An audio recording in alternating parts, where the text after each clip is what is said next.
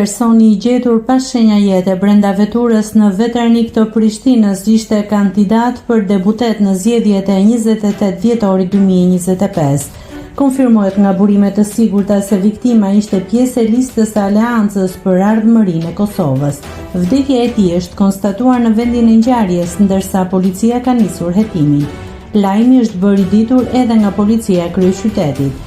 Rreth orës 15 kemi pranuar informatën se një person pas shenja jete gjendet në një automjet në Veternik të Prishtinës. Vdekjen e viktimës mashkull e ka konstatuar ekipi mjekësor në vend ngjarje. Policia në koordinim me prokurorin e shtetit ka nisur një hetim mbi vdekjen, si dhe po vazhdon me ndërmarrjen e të gjitha veprimeve hetimore dhe të ekzaminimit, që do të ndihmonin hetimin e ngjarjes, si dhe sqarimin e plotë të rrethanave të rastit.